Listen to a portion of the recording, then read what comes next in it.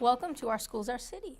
And believe it or not, we're getting into that spring season. We have the first day of spring, and it's a little bit balmy out. I think we're beyond the snow. And Fingers crossed. Fingers crossed. And with that comes just a lot of wonderful celebrations, academic celebrations in the schools, as well as music and arts. And part of our conversation today, which is around innovation and makerspace and mindsets. And we have 4 very special guests with us. Yeah, I'm really excited to hear about a very special event that they went to and where they presented in Austin, Texas.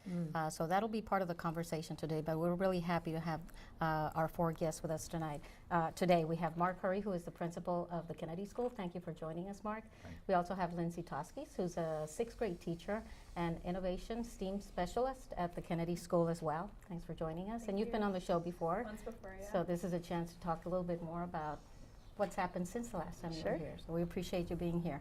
Also joining us is Susan Cusack, who is an assistant professor and director of the Lesley STEAM Learning Lab. Thank you for joining us, Sue. Thanks for asking.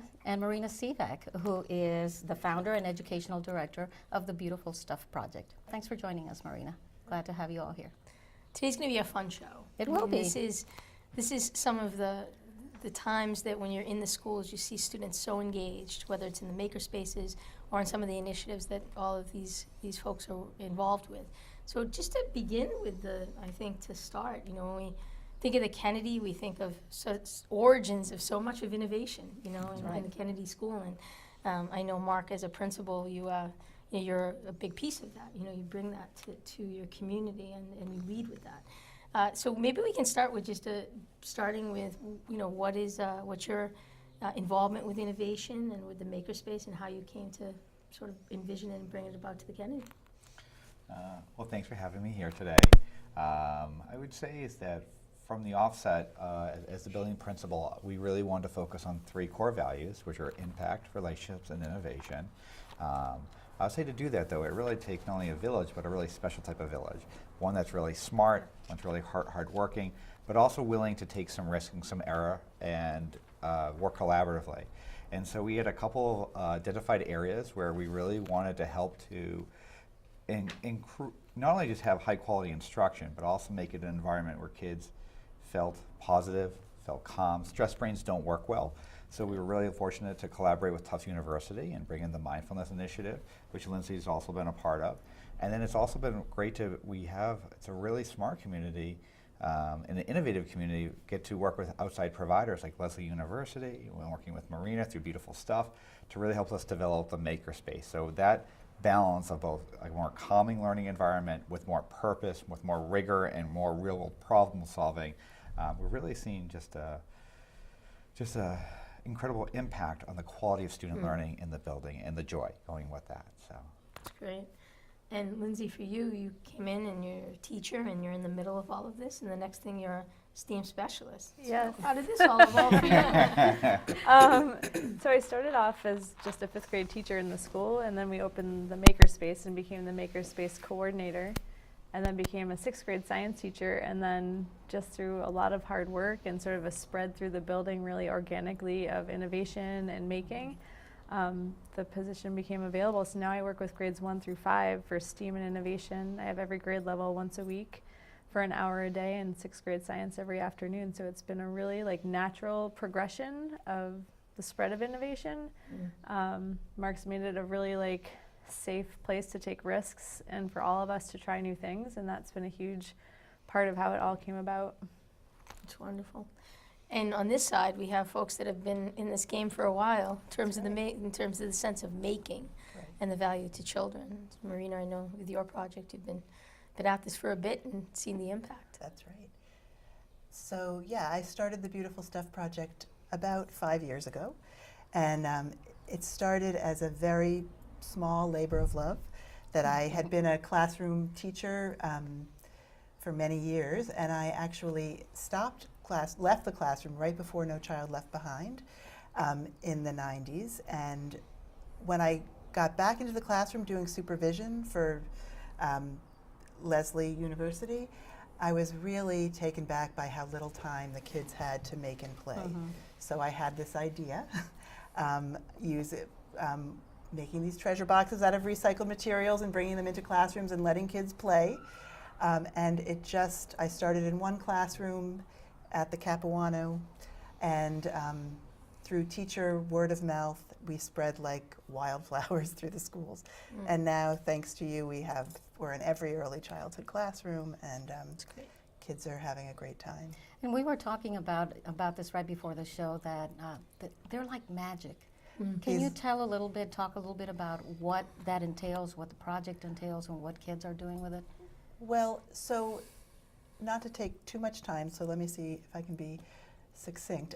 So basically what we do is we have these treasure boxes that are filled with ordinary recycled materials, bottle caps, corks, but they're curated so that they build on what we know children's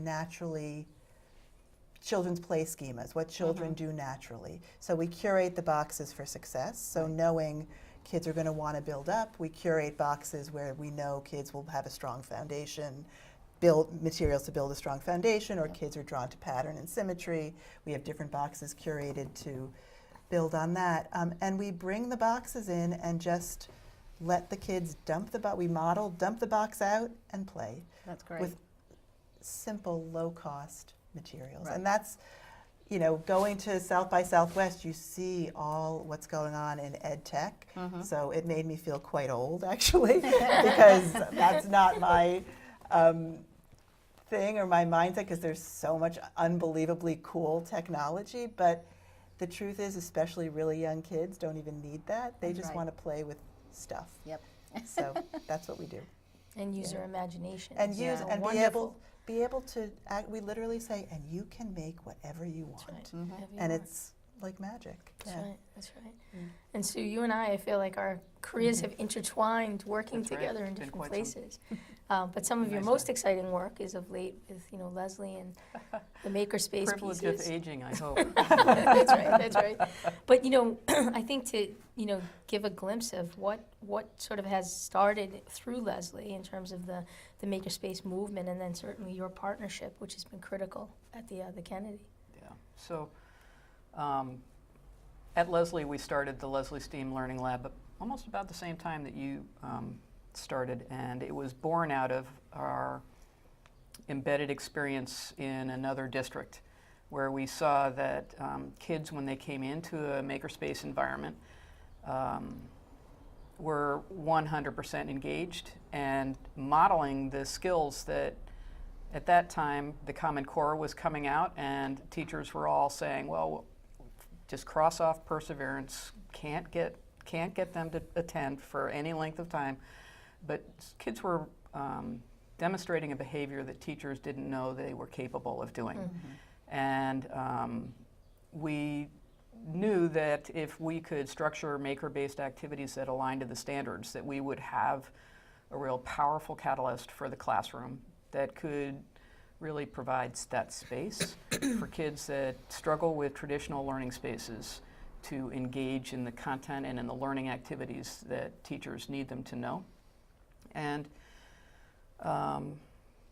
this may sound overly academic, but I think that kids actually need that type of learning ecology more than a traditional space, because those are the skills that we need in society. We need kids that can attend and deal with problems and think critically and play nice in the sandbox. Exactly. And the maker activities are all structured around collaboration, inquiry, critical thinking, use of language. So it creates that opportunity that I think, when you and I met, I was deep into universal design for learning, and for me this is a manifestation of it in a very concrete way. That it provides those multiple pathways, it creates an extra tool for teachers to engage students, particularly if they are struggling in a way that they can't resolve in their more traditional ways.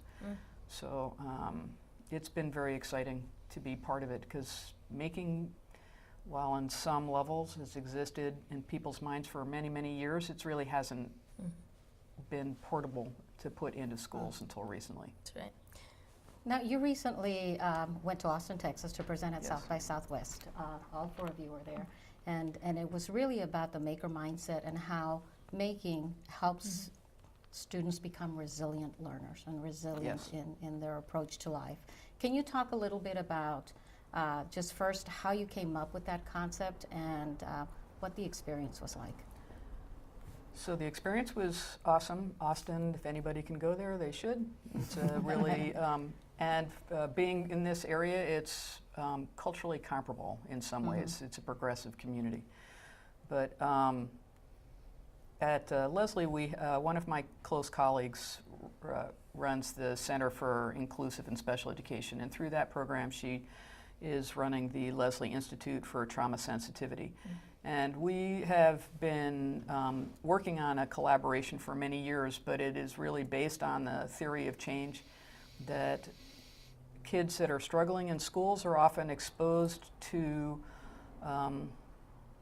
activities that don't engage them on a critical thinking level. They are missing their basic skills, so there tends to be an overemphasis on learning basic skills as opposed to engaging in critical thinking. It's almost a gatekeeper. So we also know that kids that are in struggling schools tend to also have kids with a higher level of trauma.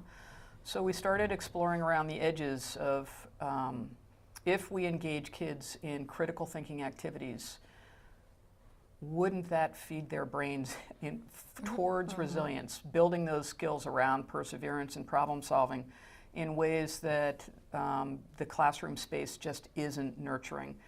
And it doesn't mean that teachers don't need a bunch of that kids need a lot of other supports, but given the amount of time they spend in the classroom, we could bring a value added to their experience in that classroom and start cultivating the plasticity, take advantage of neuroplasticity, and really go after trying to build that resilience through problem solving, critical thinking, and perseverance. Yeah.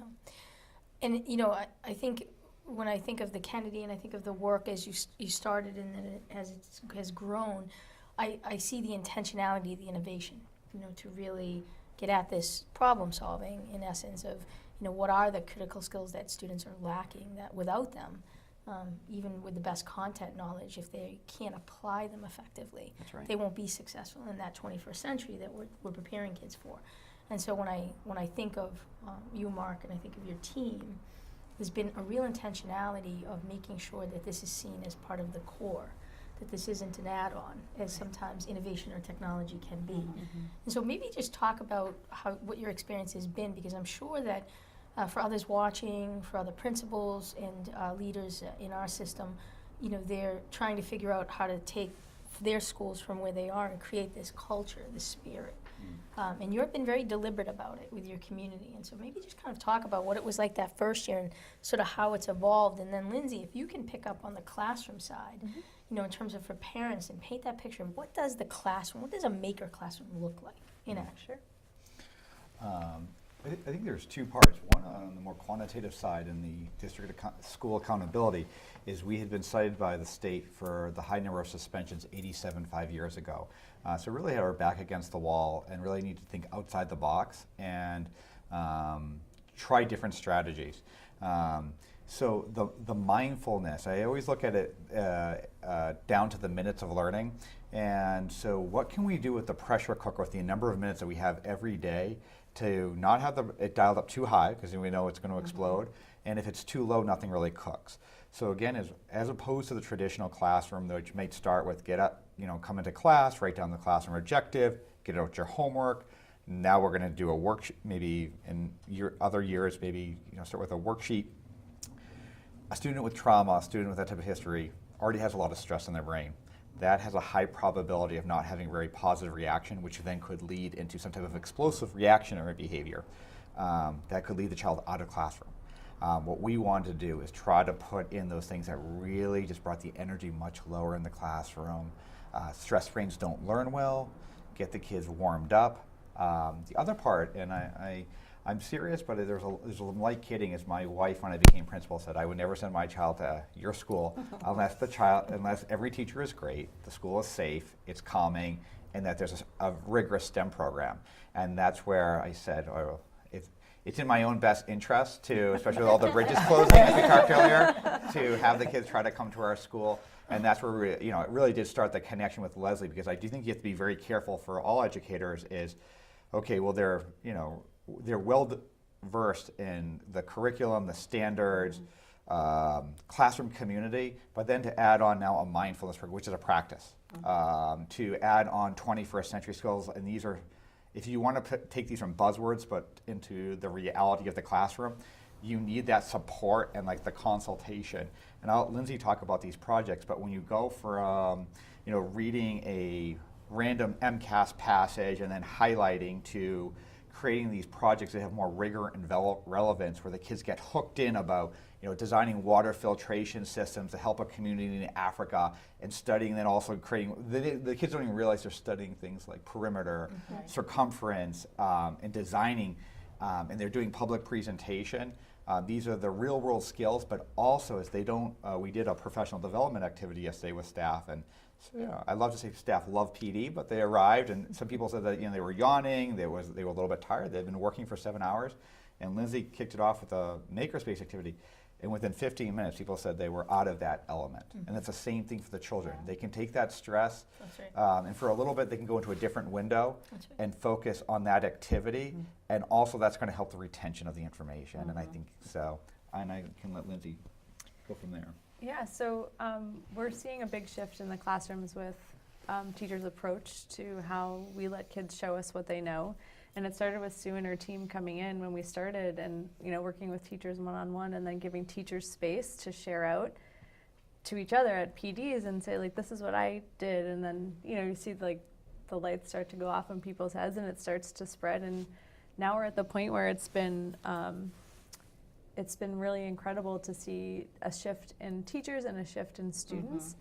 And since we started talking about making and building resilience, we're starting to really connect it with mindfulness. And mindfulness is not about being calm, is what we're trying to like help people understand. It's about finding that moment where you realize like how you feel. And once you can recognize that, then you can bring yourself back to being calm. And we're giving students experiences with low stakes making. So, you know, they can get to a point of frustration and it's okay. They can fail and it's okay. You know, we're giving them safe failure opportunities so they can then start to build on what they need internally, you know, giving their life experiences. And then, you know, our goal is to have that transfer from just like making in low stakes, you know, situations to I can apply these strategies that I've learned academically. So I can understand that when I'm making, I love this, but I'm frustrated, but I want it so bad that I want to keep going. They start to build those strategies of like recognition of, or self-regulation, and then starting to really see kids being able to apply that in the classroom when it's more high stakes. And that's what we want, and that's what's so incredible about this process and what it is doing for kids and for teachers. And when you have the busiest classrooms that are, you know, usually the most loud, and you have them making and they're all engaged, it's a complete shift. Not all the time. I mean, sometimes it's still messy and super loud, but you see a shift in kids and their engagement and their ability to talk to other people and problem solve. And it's been a really incredible thing to be a part of. Has the shift to teachers or for teachers, or the impact to teachers been through an intentional approach as well? Or has it been because students are more engaged and calmer and you know, maybe happier, that's transferred over to I think it's maybe both. It's been pretty intentional, especially this year, with like dedicated time every day for kids to have some type of STEAM and innovation learning experience. And 95% of it is curriculum based. So it has grown to be like low stakes to very intentional, like purposeful academic making. If I can just add in on that, I think that it's, in many ways it sells itself. We did start very low stakes, but when you see a group of kids that, especially some of the more at-risk students, are hard to get to, when they're actively engaged and they're not in other maybe non-compliant, when you see the kids' excitement and joy, just on a qualitative way, it just easily sells itself. Also, as the teachers aren't in isolation, there's been dedicated time, It's we kind of shout it from the mountaintops. We do professional development where teachers kind of celebrate their wins or learn from each other, and they share videos. And when you have like such an amazing team like Marina and Sue, who are just not only just really smart, but just great people, easy to work with. Again, for staff, it brings that joy back in, because of course we want the kids to understand fractions, but when you can also do it in a calm environment, they're happy. It's been really powerful, and I would say too is that it's not one without the other, because from a suspension standpoint, we went from 5 years ago, it was, I believe, we were at like 84 suspensions. Year 4 it was 33 to 13 to 7. And also too, we've kept on our accountability at the highest levels according to the state, and actually we've seen incredible growth amongst all our subgroups in almost every area. So it wasn't a strategic abandonment, it's just a more balanced approach around 3 core values, and people rowing really hard, rowing together in the same direction, and a little bit more calmer waters. Right, that's great. I like that approach. And I think Lindsey said it initially, but you said that in order to foster that, you have to create an environment where the communication for teachers is that it's okay to take risk. Because for teachers, it is a risk to change the way they teach and their approach. And sometimes that can be messy, especially up front. And then it isn't until a little bit later that you really kind of see the rewards. But I also think it's that way for kids too, that there's many kids that need to know that it's okay for them to have a different way of getting the answer or have a different approach or style. And that's, in my experience, that's the exciting piece, is to see 2 students derive the same ideas but to come at it in very, very different ways. And I think that gets into that imagination and that creativity and ultimately that resilience and confidence that we want all of our young people to have. And we often see the students who don't particularly shine in the traditional ways really become the leaders when it comes to these making activities. And so it's really highlighting that there are many ways to be smart, and many of these kids who are always in trouble and or traditionally and feel stupid. I used to say to my son, who was quite a challenge getting through traditional school, I used to say, someone randomly many, many years ago decided that to be successful in school, you had to be able to sit, read, write, and listen. If someone had decided years ago that to be successful in school, you needed to be able to build a house, you would have graduated with honors. That's right. But that's not what it was. That's right. But so if he had been able to be in classrooms where making things was considered equally important. He always used to do great in his art class, but it was like, oh, that doesn't matter. Right. So it really is highlighting these kids, and of course that builds resilience. Absolutely. When you feel good about yourself, when you feel like you can do something, you feel more resilient. That's right. Yeah. So when you went to South by Southwest, you were there to present. How was it received? What was surprising about that, or what was rejoiceful about that? We were, I was personally grateful that we had an audience. We had 85 people. Wow, that's show up. great. So yes, I thought so too. And we started with everybody getting a biodot as they came in. So we put right there on their hand a sensitive part of your body.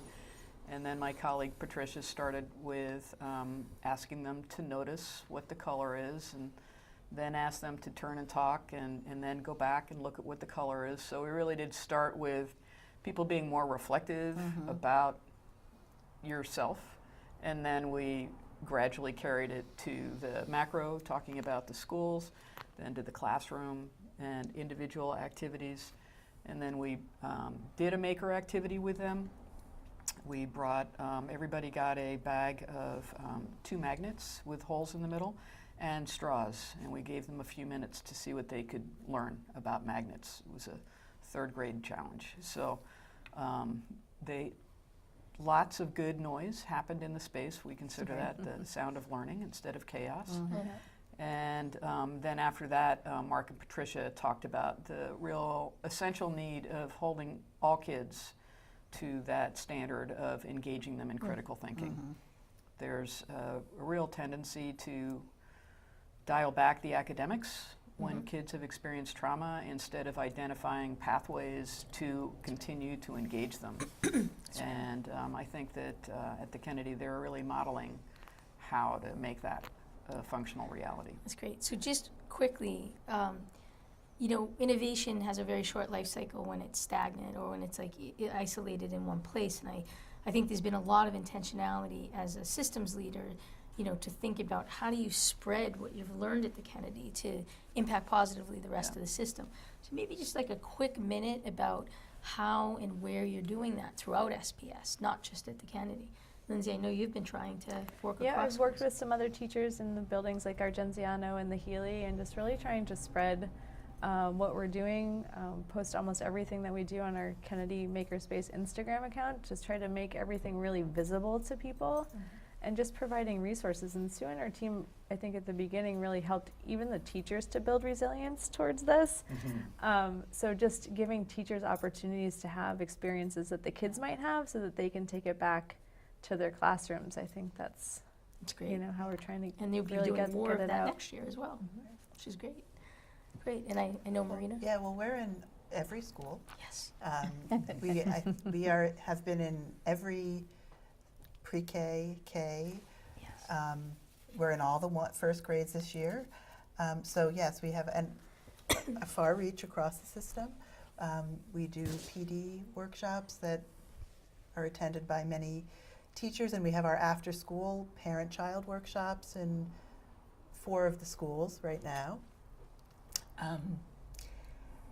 Yeah, and I think we find the teachers want it as much as the kids. Absolutely. And when we are in classrooms with our treasure boxes, and the teachers are often right there making with them, and everyone is craving it. Everyone is craving the time to slow down and focus and create. And create, yeah. You know, life is just too busy, and schools are too busy. That's right.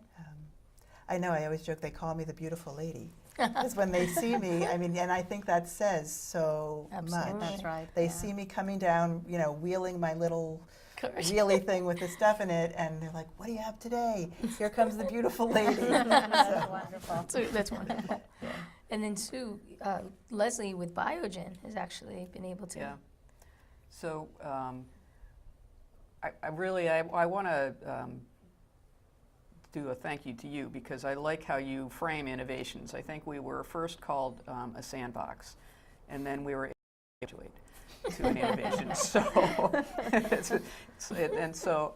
I think that people do need that space to explore, but truthfully, at its core, I think this process, it may not be called making over time, but it used to be technology. That's right. And now we're anchoring this pedagogy of engagement and amplifying learning through other actions. And with the increasing effort on focusing on student-centered learning, you are going to need to restructure things. And I think for me, when I think about systemic change, one of the bigger drawbacks on making is the perceived disconnect to the standards. That's right. And so I think that it's what I really appreciate about Mark's messaging and Lindsey's support to teachers is that it always is about doing standards-based work. That's right. And then on top of that, it's a